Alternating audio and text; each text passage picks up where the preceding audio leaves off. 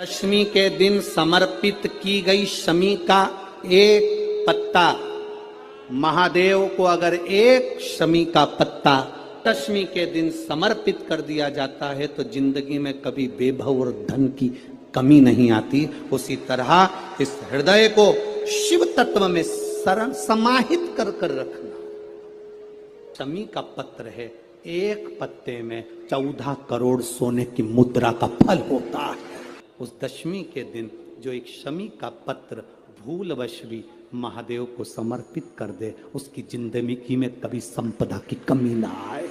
एक शमी का पत्र, एक शमी का पत्ता 14 करोड़ सोने की मुद्रा से प्रबल हो जाता है। शमी के वृक्ष के नीचे, बेलपत्री के वृक्ष के नीचे अगर भूल से भी बच्चा, बूढ़ा, कोई व्यक्ति एक पार्थिव शिवलिंग का निर्माण कर लेता है, भूलवश भी उस पे जल समर्पित कर देता है, भूलवश भी उसके भाव से पुष्प या शमी पत्र या बेलपत्र भी चढ़ा देता है, तो वो इस संसार में कहीं ना कहीं सुख भोगता ही है, उसके जीवन में दुख नहीं।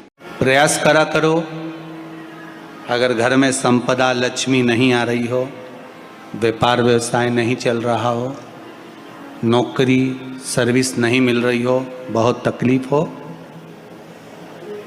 7 बेलपत्री केसर को घिसकर चंदन बनाकर बेलपत्री पर बीच वाली पत्ती पर ओम लिखना है।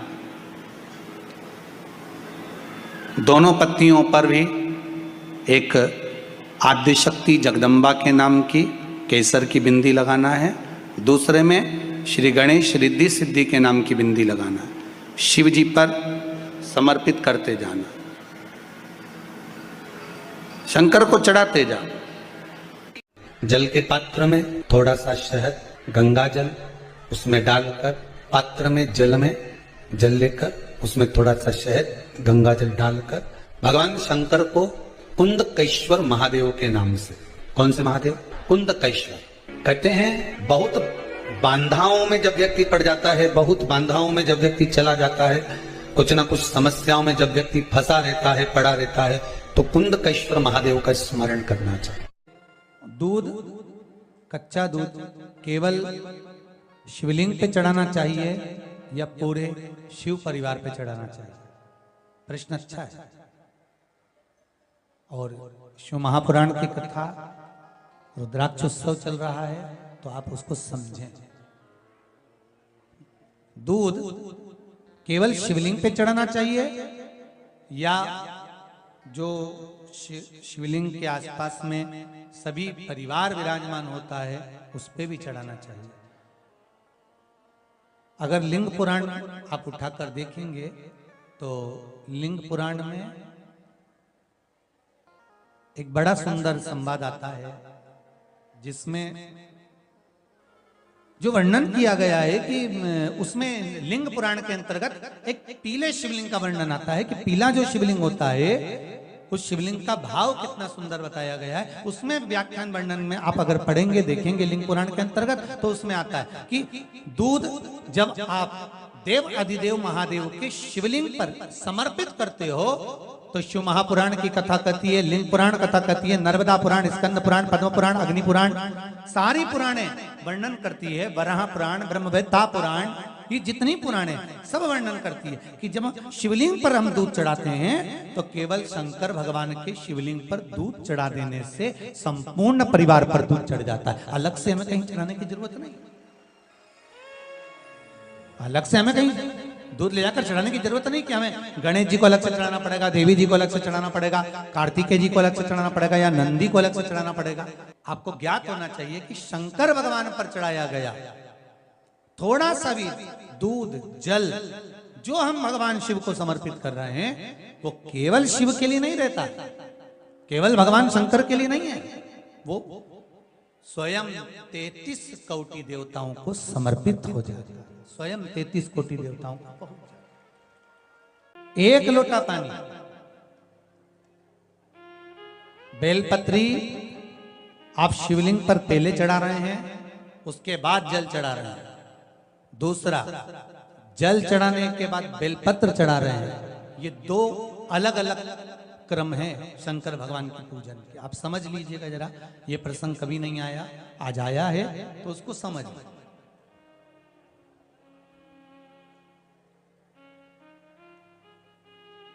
पहले बेलपत्र, उसके बाद में जल जो चढ़ाया जाता है, ये रोग मुक्ति के लिए चढ़ाया जाता है।